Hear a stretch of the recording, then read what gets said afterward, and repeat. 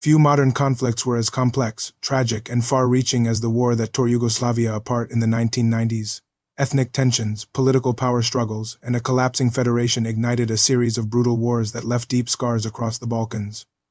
Yugoslavia wasn't just a country, it was an experiment in unity, a multi-ethnic state formed after World War I and reimagined as a communist federation after World War II. Led by Josip Broz Tito, Yugoslavia brought together 6 republics: Slovenia, Croatia, Bosnia and Herzegovina, Montenegro, Macedonia, and Serbia, which included the autonomous regions of Kosovo and Vojvodina. Tito ruled with a mix of charisma and authoritarianism, keeping the country stable by balancing ethnic rivalries, suppressing nationalism, and refusing to align too closely with either the US or the Soviet Union during the Cold War. But when he died in 1980, that stability began to unravel. By the late 1980s, a perfect storm was brewing: economic decline, rising unemployment and inflation, resurgent nationalism, and calls for greater autonomy from wealthier republics like Slovenia and Croatia. At the same time, Slobodan Milosevic, a Serbian politician, began to stoke Serbian nationalism, positioning himself as a defender of Serbs everywhere. His rhetoric alarmed other republics, especially as Serbia sought to dominate federal institutions. The federation was falling apart, politically, economically, and emotionally. The wars began with Slovenia in 1991, when it declared independence. The conflict was short, just 10 days, and relatively low in casualties. Slovenia was mostly ethnically homogeneous, and Yugoslav forces quickly pulled back, but Croatia's war, which started soon after, was much bloodier.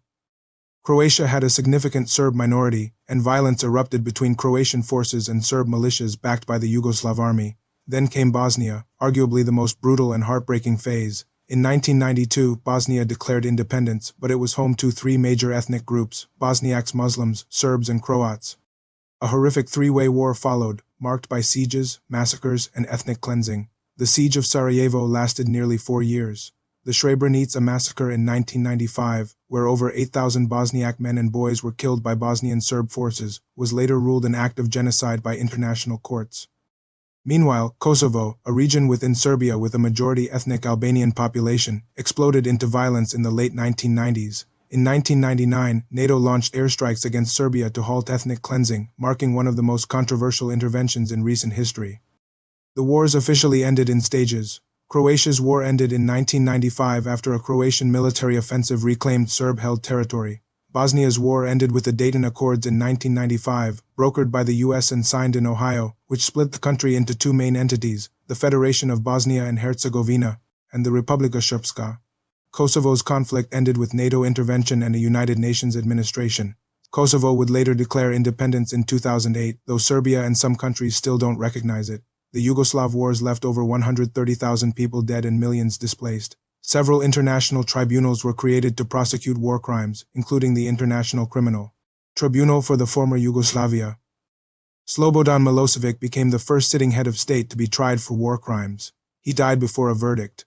Other high-profile figures, like Radovan Karadzic and Ratko Mladic, were convicted of genocide and crimes against humanity.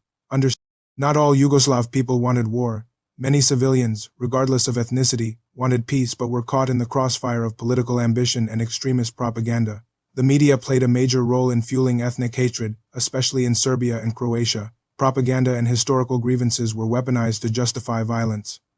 Even today, the Balkans remain divided, with fragile peace and unresolved tensions.